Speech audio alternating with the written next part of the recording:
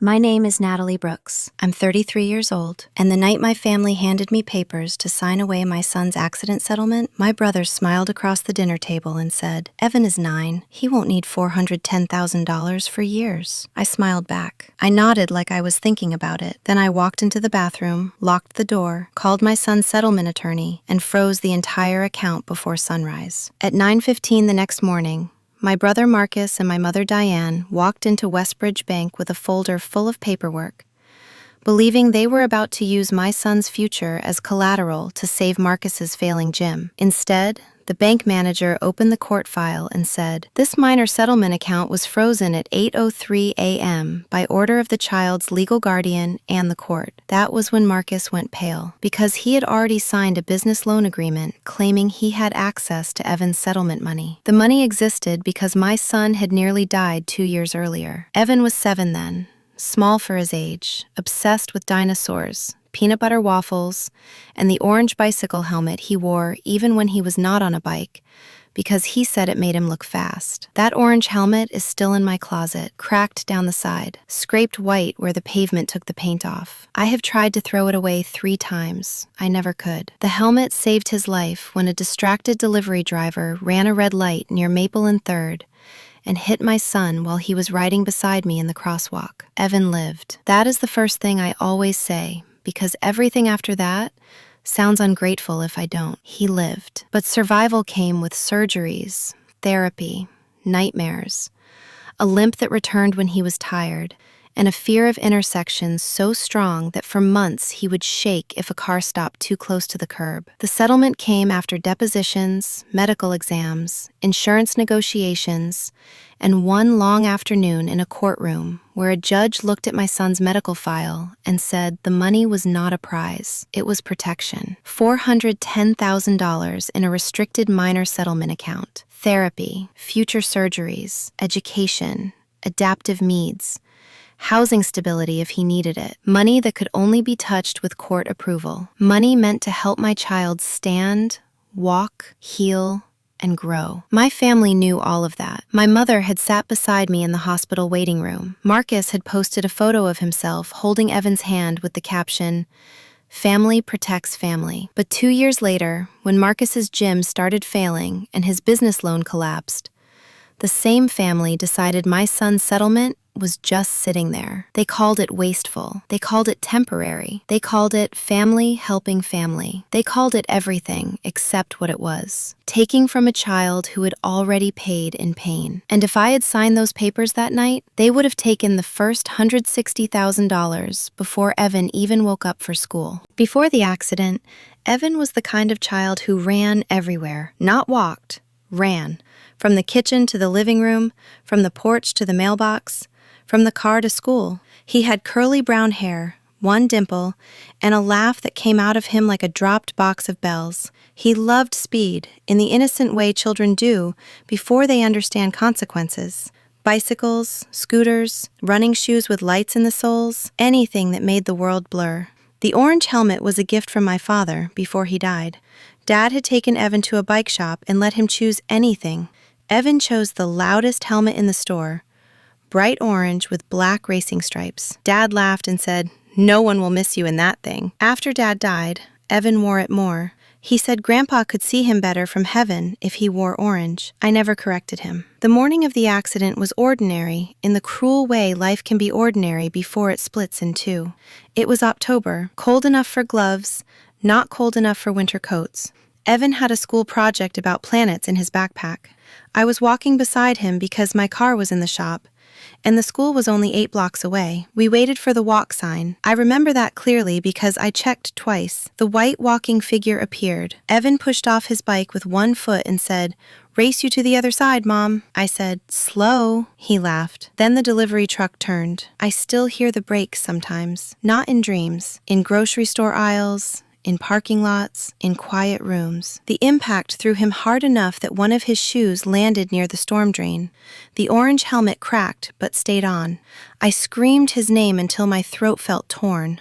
The driver kept saying, "I didn't see him," over and over, like not seeing a child was an explanation instead of a confession. At the hospital, everything became fluorescent lights, consent forms, blood pressure cuffs, and doctors who spoke gently because gentle voices are what people use when they are saying terrible things. Broken femur, pelvic fracture, concussion, internal bleeding they were monitoring, possible nerve damage.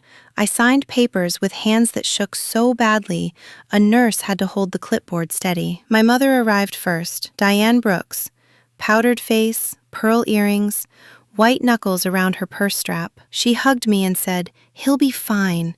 He has to be fine." Marcus arrived an hour later, wearing gym clothes and a jacket with his business logo on it, Brooks Fitness Lab. He had opened it 3 years earlier and talked about it like he had built an empire instead of leased a storefront with mirrors and unpaid equipment invoices. He cried when he saw Evan through the glass. I do believe that. My brother loved Evan. But Marcus had always loved people best when loving them made him feel like a better man. In the weeks after the accident, he brought coffee to the hospital. He took selfies in the hallway. He organized a meal train and made sure everyone knew he organized it. My mother called him our rock.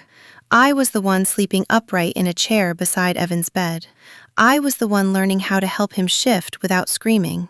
I was the one listening when he woke up from surgery crying, "Mom, why won't my leg move right?" But Marcus was the one people praised, because Marcus knew how to look useful in public. My family had always worked that way. Marcus was the visible one. I was the dependable one. He was 3 years older, louder, warmer, and better at making people believe effort had happened because he talked about it. I was the one who noticed what needed doing and did it before anyone else became uncomfortable. When we were children, Marcus forgot homework, and my mother said his mind was too creative for routine. I forgot to thaw chicken once, and she said, "Women have to think ahead." Marcus wrecked her car at 19, and she said, "Boys make mistakes." I got a parking ticket at 22, and she reminded me about responsibility for 6 months. When Dad was alive, he balanced her a little. He saw Marcus clearly, loved him, but saw him. After Dad died, my mother's need to believe in her son became stronger than evidence. Marcus's gym was supposed to be his proof. Brooks Fitness Lab had black walls, neon signs, expensive machines, and a slogan painted near the entrance, "Build what breaks you." He posted videos about discipline and grit while missing loan payments and borrowing from my mother. At first, I wanted him to succeed. Truly, he had charm, energy, and good instincts with clients. But business requires more than charm. Rent came every month, whether motivation was high or not. Equipment leases did not care about Instagram engagement. By the time Evan's settlement was finalized, Marcus was behind on rent, behind on payroll, and already talking about expansion because he said small minds only see current problems. My mother believed him. "Your brother just needs one break," she told me. I said, "Evan needed 3 surgeries." She looked wounded. "That's not fair." But it was fair. That was exactly the point. The settlement hearing happened 18 months after the accident. The court approved $410,000 after attorney fees and medical liens were resolved. The judge required the money to go into a restricted minor account, with me as guardian and court oversight until Evan turned 18, or until a judge approved specific withdrawals for his care. Our attorney, Janine Price, explained it twice. "No one touches this without a court order," she said. "Not you for ordinary bills, not family, not creditors, not anyone. This is Evan's money." I liked her immediately. She had gray hair cut short, sharp glasses, and the calm impatience of a woman who had spent 30 years watching adults justify stealing from children with soft words. She gave me a binder with account terms, court orders, medical expense categories, and a bright yellow page that said in bold letters, "Do not sign any third-party authorized without counsel review." I put that binder in my home office. I also put the orange helmet on the shelf above it, not as decoration, as a warning. The money had a cost. Evan paid it. No one else had the right to spend it casually. For a while, my family respected that, at least out loud. Then Marcus's gym started failing faster. His landlord filed notice. His lender refused extension. He lost 2 trainers to a bigger gym across town. My mother started saying things like, "It's such a shame when money sits idle." Marcus started asking whether Evan's account earned interest. Then, one Sunday at dinner, while Evan was in the living room building a Lego dinosaur, my brother said, "There are ways to make money work for the whole family." I looked at him and knew, before he even said another word, that the orange helmet was about to become a target. The first time Marcus asked directly, he did it in my mother's kitchen, while she pretended to wipe a clean counter. "I'm not asking for a gift," he said. "I'm asking for a temporary, secured family investment." I looked at him. "That sentence sounds like you rehearsed it for a banker." He smiled like I had complimented him. I did talk to someone. My stomach tightened. About Evan's account? About options. My mother turned from the counter. "Natalie, don't make that face." "What face?" "The face that says no before anyone finishes speaking." Marcus leaned forward, elbows on the table. "The gym is close to turning around. I have a corporate wellness contract almost signed. I need bridge capital. Then apply for a business loan." His smile thinned. I did.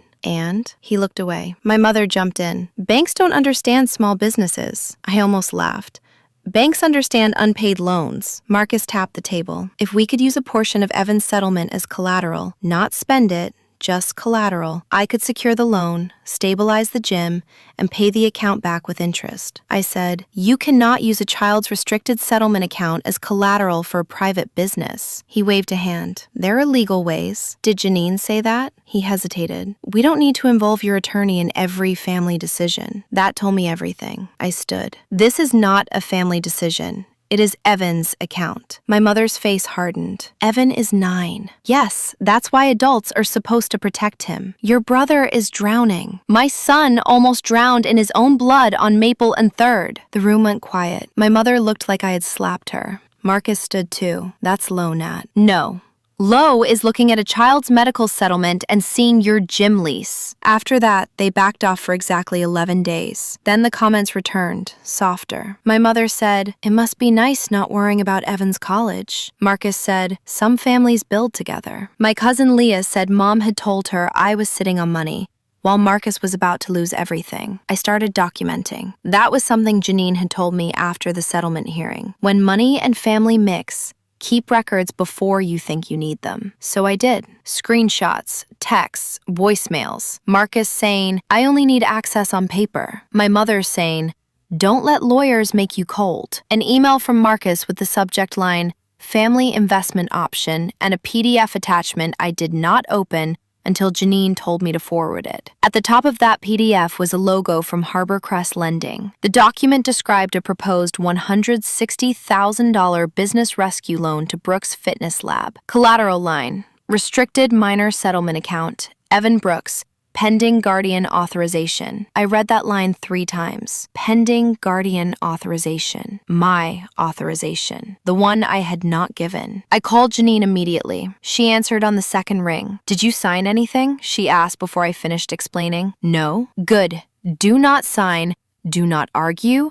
Do not warn them. Send me everything." Her voice became quieter. "Natalie, if a lender already has your son's account listed as collateral, someone has represented access they do not have." I looked at the orange helmet on the office shelf. "What do I do?" Janine said, "For now, you let them keep talking." The recovery dinner was my mother's idea. Evan had just finished a difficult round of physical therapy, and for the first time since the accident, he walked the length of the therapy room without holding the parallel bars. He was slow. He cried afterward from pain and pride. I cried in the hallway where he could not see me. When Mom heard, she said, "We need to celebrate.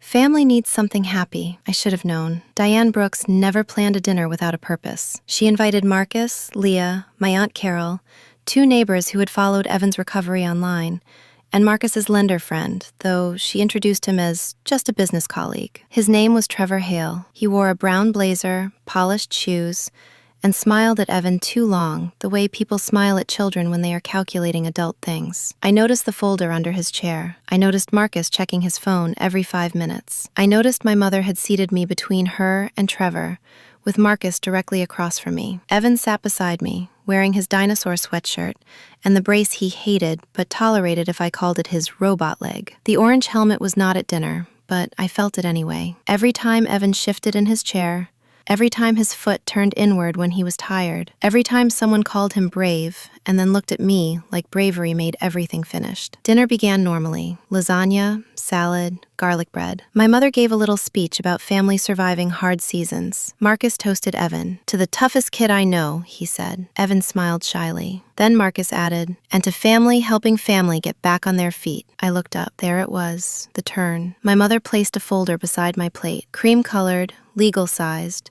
with a blue sticky note on top. "Sign here." "Natalie," she said softly, "before dessert, we need to handle one small thing." Evan looked at the folder. "What is it?" I touched his shoulder. "Adult paperwork." Marcus smiled. "Good adult paperwork." Trevor leaned in. "It's just a temporary family investment authorization. Nothing leaves Evan's account without safeguards." I said, "Then why is there a lender at my mother's dinner?" The room went still. Trevor's smile froze. My mother said, "Don't be rude." Marcus laughed lightly. "Nat, come on. Evan won't need that $410,000 for years." Evan's fork stopped halfway to his mouth. My Aunt Carol whispered, "Marcus." He kept going. "A portion of it can save the gym, and when the gym is stable, everyone benefits. Evan benefits, family benefits." I looked at him. "The gym is not Evan's responsibility." My mother's eyes flashed. "Your brother carried this family when Evan was hurt." That was not true. But it was a story she liked because it made what she wanted sound earned. Marcus leaned back. "I'm not asking to take money. I'm asking you to stop acting like a child's account is more important than the people who love him." Evan looked at me then. His voice was small. "Mom, is Uncle Marcus asking for my walking money?" The table went silent so fast I could hear the refrigerator hum. My throat closed. "No one is touching what was meant to help you stand," I said. My mother looked annoyed that Evan had made the issue too clear. Marcus looked embarrassed for exactly 1 second,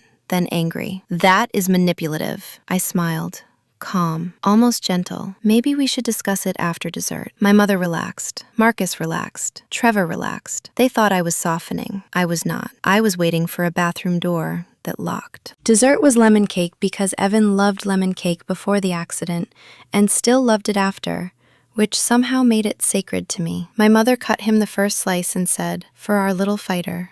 Evan smiled, but his eyes kept drifting toward the folder beside my plate. I hated that. I hated that grown people had dragged numbers and pressure into a night that should have belonged to his legs, his courage, his slow, careful steps across a therapy room. Marcus talked too loudly after that, telling Trevor about expansion plans and community wellness. My Aunt Carol stared at her cake. Leah texted under the table. My mother kept touching the folder like it might disappear if she did not keep it in place. I waited until Evan finished half his cake. Then I stood and said, "I'll be right back." My mother said quickly, "Natalie, don't take too long." I smiled. "I won't." I walked down the hall to the bathroom, closed the door, turned the lock, and pulled my phone from my pocket. My hands were steady. That surprised me. Janine answered like she had been waiting with the phone in her hand. "Did they give you papers?" "Yes." "Did you sign?" "No." "Good. Send photos." I photographed every page on the bathroom counter. Family investment authorization, guardian consent, minor settlement collateral acknowledgement, Harbor Crest lending, Brooks Fitness Lab, my signature line already typed at the bottom, my son's restricted account number partially visible. Janine was quiet for a long moment after the photo sent. Then she said, "This is worse than I expected." My stomach tightened. How worse? They drafted this as if court approval is a formality after guardian consent. It isn't. But if you signed, they could use it to create confusion and pressure the court, possibly freeze legitimate medical use while it gets litigated. "I'm filing emergency protection tonight." Can you do that? I can prepare it tonight and submit it opening. The judge starts emergency docket at 8. I leaned against the sink. Marcus said he already talked to lenders. I can see that. "Natalie, listen carefully. Go back out. Do not accuse. Do not threaten. Do not tell them we're filing. Say you need overnight to review, then leave with Evan." I looked at myself in the mirror. I looked older than 33. "Okay." Janine softened. "You're doing the right thing." I almost laughed. Why does it feel awful? Because predators often make boundaries feel like betrayal. I ended the call, washed my hands, and opened the door. I did not go back to the dining room immediately. I stopped in the hall because I heard voices from the laundry room. Marcus and my mother. "She's going to sign," my mother whispered. "She always acts tough first." Marcus said, "She better. Trevor said the loan package expires Monday. And if she doesn't? Then I tell the family she let the gym die while money sat in a child's account collecting dust." My mother sighed. "Don't say child like that. Evan is family." Marcus's answer came cold and quick. "Then family can help." I stood there in the dark hallway and felt the last soft part of me harden, not into cruelty, into clarity. I walked back to the dining room, sat down, and placed the folder neatly in my purse. "I'll review it overnight," I said. Marcus smiled. My mother exhaled. Trevor nodded like a deal was moving forward. Evan reached under the table and found my hand. I squeezed once. He did not know it yet, but the account was already beyond them. I left 10 minutes later.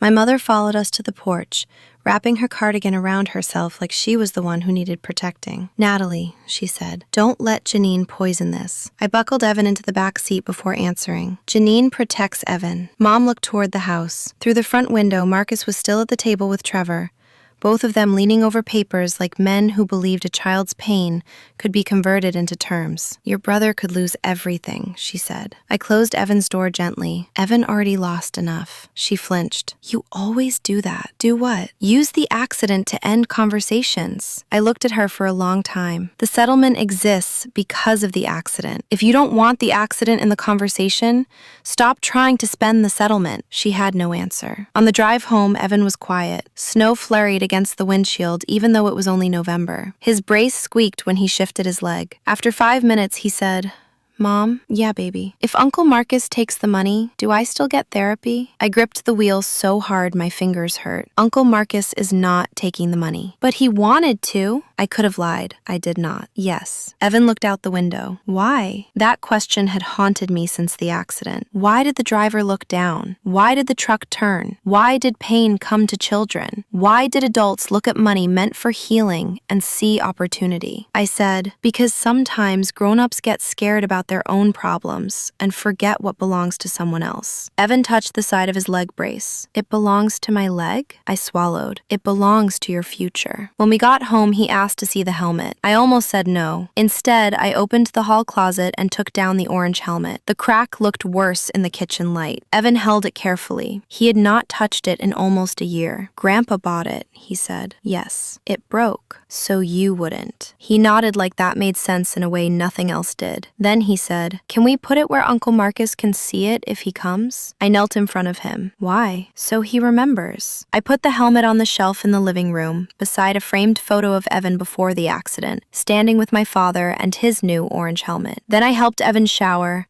checked his scar because he said it was pulling, gave him medicine, and tucked him into bed. He fell asleep holding a small plastic velociraptor. Downstairs, my phone buzzed all night. "Marcus, let's not make this legal." "Mom, please think about your brother." Trevor Hale, "Happy to answer questions before you sign." Marcus again, "Family doesn't need court orders." I forwarded every message to Janine. At 12:18 a.m., she sent me a draft emergency petition. At 1:04, I reviewed the declaration and signed electronically. At 2:31, she filed preliminary notice through the court system. At 7:42 a.m., she texted, "Emergency docket confirmed." At 8:06, she called. "Judge Landry signed it," she said. "The account is frozen pending review. No collateral assignment, no transfer, no lender claim, no guardian authorization without court hearing." I sat at my kitchen table, looking at the orange helmet on the shelf. So they can't touch it? They can't even pretend to touch it now. I closed my eyes. For the first time since dinner, I breathed. At 8:27, Marcus called. I did not answer.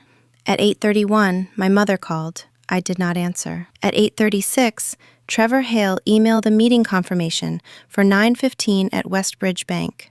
I forwarded it to Janine and wrote, "They still think I'm coming to sign."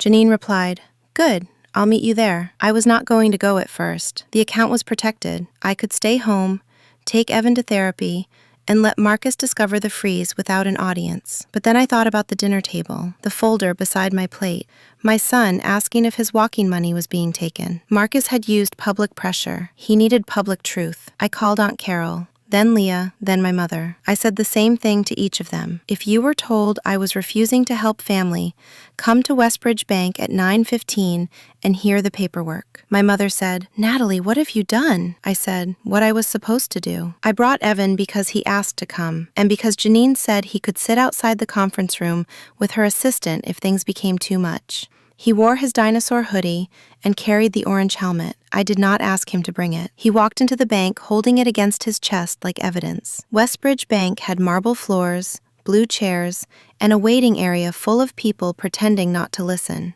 Marcus arrived in a navy suit. My mother arrived beside him, tight-lipped and pale. Trevor Hale arrived carrying a leather portfolio. Janine arrived last, in a black coat with court-stamped papers in a folder. Marcus saw her and stopped smiling. "Why is she here?" he asked. Janine answered before I could. "Because my client's minor settlement account is being discussed." Trevor stepped forward with a lender's smile. "Counsel, we're simply formalizing a collateral acknowledgement." Janine looked at him. "No, you are not." The bank manager, Mr. Doyle, led us into a conference room. Aunt Carol and Leah stayed near the wall. Evan sat beside Janine's assistant outside the glass, helmet in his lap, visible through the window. I kept my eyes on him because it kept me steady. Mr. Doyle opened the file on his tablet. "We received the proposed collateral authorization last week from Harbor Crest Lending, referencing the restricted minor account held here under court order." I looked at Marcus. "Last week?" His jaw worked. Trevor said, "Preliminary underwriting." Janine placed her court order on the table.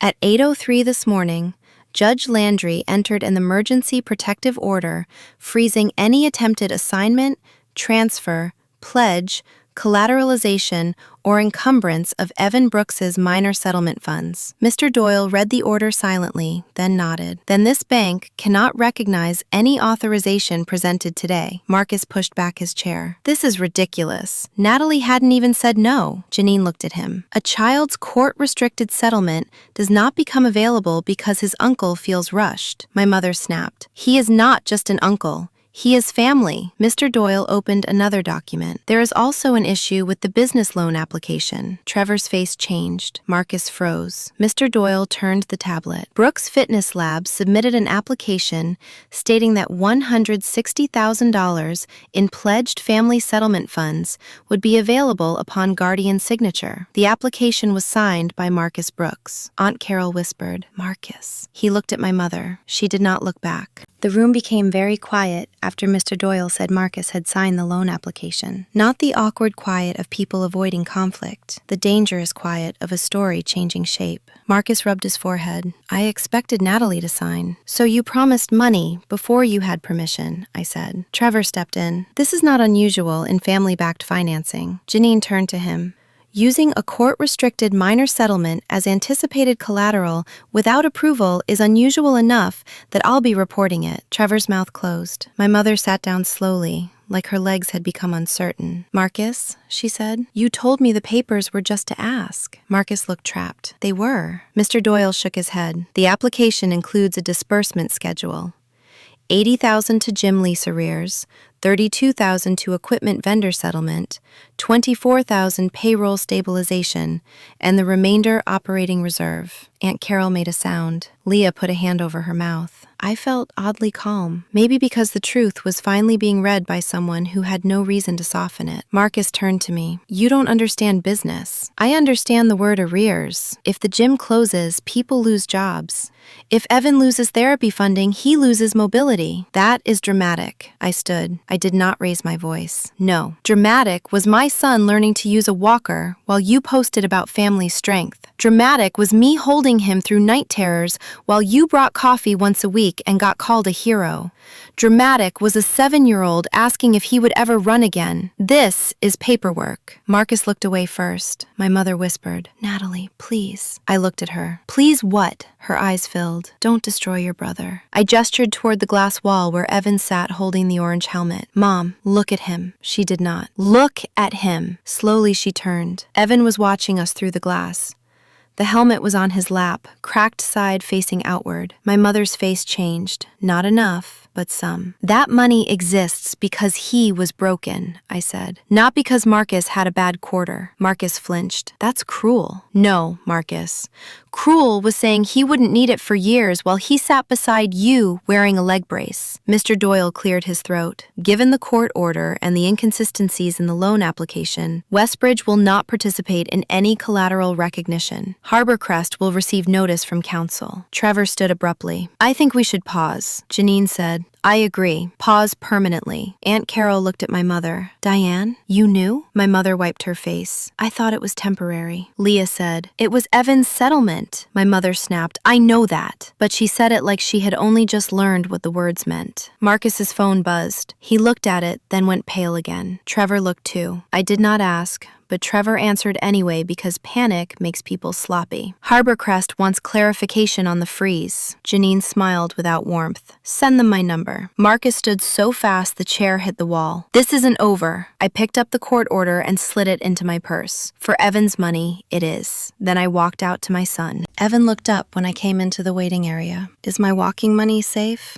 I knelt in front of him, right there on the bank floor. Adults in line pretended not to look. Yes, I said, it's safe. He held up the helmet. Did they see it? Yes. Good. That one word nearly broke me. Good. Not angry, not triumphant, just good. Like he believed the helmet had done its job twice. Once in the road, once in a bank. My mother came out a minute later. She stopped when she saw us. For a second, I thought she might apologize. Instead, she said, Natalie, we need to talk as a family. I stood. No, Mom, we needed to talk as a family before you handed me papers at Evan's recovery dinner. She looked at Evan, then away. I didn't want him hurt. Evan said, I heard. My mother closed her eyes. Those two words did what all my arguments had not. I heard. Children hear the things adults hide under tablecloths and polite voices. Marcus came out behind her, face hard. He looked at Evan, then at the helmet, then at me. You made me look like a thief. I said, no, I made the paperwork tell the truth. I was going to pay it back. Evan whispered, from what? Marcus looked down at him. My son's voice was not rude. It was genuinely confused. From what? That was the question every lender, creditor, and family member should have asked months earlier. Marcus had no answer. Janine stepped beside me. Natalie, we should go. We left through the front doors into sharp winter sunlight. Aunt Carol followed us to the parking lot. She was crying. I'm sorry, she said. I thought you were being hard on him. I did not comfort her.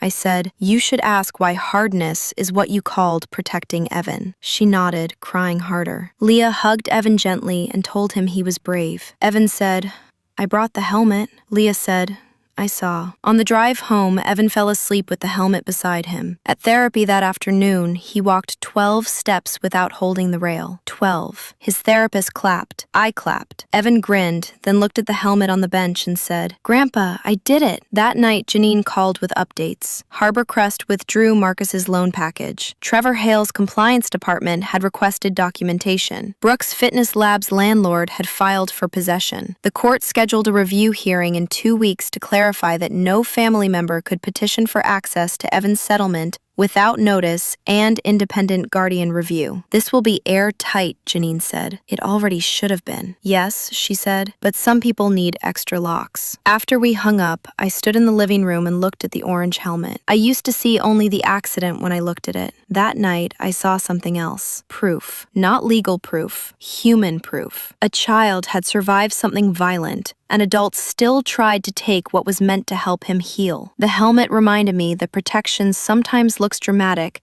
only to people who were never in danger. The fallout did not arrive all at once. It came in pieces. Marcus's gym closed 3 weeks later. He posted a statement online about economic pressure, rising costs, and lack of community support. He did not mention the loan. He did not mention Evan. My mother shared the post with a broken heart emoji. I did not respond. Aunt Carol called and said people were asking questions. I said, let them. Leah sent me a screenshot of Marcus replying to someone. Family didn't come through. I saved it. Janine said saving things was not bitterness. It was memory with receipts. My mother did not speak to me for 11 days. Then she appeared at my house with a casserole, the universal dish of people who want forgiveness without language. I let her in because Evan was at school. She looked around the living room and saw the orange helmet on the shelf. Her face tightened. Are you keeping that out to punish us? I said, I'm keeping it out so I don't forget what the money is for. She set the casserole on the counter. I was trying to save my son. So was I. She looked at me then. Really looked. Not as the daughter who was being difficult, not as the obstacle between Marcus and rescue, as another mother. I didn't think of it like that, she said. I know, that was the problem. She sat at my kitchen table and cried quietly. When Marcus was little, your father always said he needed more guidance. I think I confused guidance with rescue. I did not answer. She continued, and I think I confused you being capable with you not needing anyone. That one landed harder than I expected. I looked away. You handed me papers at a dinner for Evan. I know. You let him hear that his money was available. I know. You called it family. She covered her mouth. I'm sorry. It was not enough, but it was specific. Specific apologies matter. I said, you cannot see Evan without me there for a while. She nodded. Okay. And Marcus does not see him at all until Evan asks. She closed her eyes. That one hurt her. Good. Some truth should. Okay, she said again. The court hearing happened on a rainy Thursday. Marcus attended with a lawyer he probably could not afford. My mother came, but sat on my side of the courtroom, which Marcus noticed. Evan did not come. He had therapy and a math test, both better uses of his morning. Judge Landry reviewed the emergency order, the lender documents, the proposed authorization, and Janine's filing. Then he looked over his glasses at Marcus. Mr. Brooks, a minor settlement is not a family emergency fund. Marcus's lawyer began to speak. The judge raised one hand. I understand business distress. I also understand that this child's award was approved because he suffered injuries requiring future care. That is the only purpose this court recognizes. He made the freeze permanent against third-party claims and required any future petition involving Evan's funds to include independent review. He also ordered notice to any lender that had received representations about the account. When the hearing ended, Marcus walked past me without speaking. My mother touched my arm. 12 steps, she said quietly. I looked at her. What? You told me Evan walked 12 steps. Her eyes filled. That's what the money is for. I nodded. Yes. Spring came slowly that year. Evan graduated from the leg brace to a lighter support. He complained that it looked boring, so we let him put dinosaur stickers on it. He started crossing small streets again if I held his hand. At the intersection where the accident happened, he still froze. So did I. Healing is not a straight line. It is a series of returns to places that remember the worst version of you, and deciding you are allowed to keep walking. The settlement account stayed protected. We used it properly for medical bills insurance refused to cover, specialized therapy, tutoring for the months Evan had missed, and a safer car with adaptive storage for his equipment. Every withdrawal had paperwork, receipts, court notices, approval letters. People think that sounds burdensome. To me, it sounded like music. Boundaries in paper form. Marcus did not apologize for a long time. When he finally did, it was by letter, not text, not phone.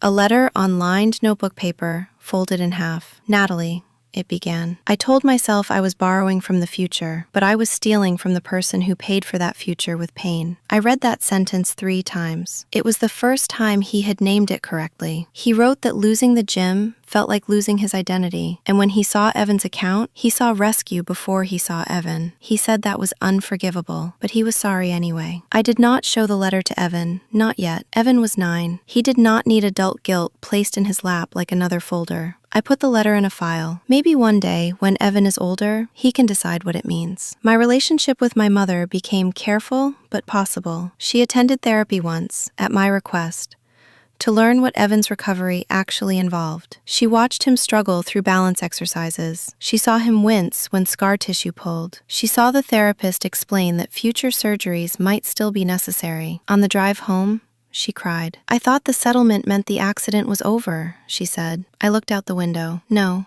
It means the accident followed us home with a bank account. She nodded. She never asked about the money again. One Saturday, Evan asked if he could ride a bike. My body went cold. He was sitting on the porch steps, looking at a neighbor kid riding circles in the cul-de-sac. Not today, I said, too quickly. He looked at me. Someday? I wanted to say no.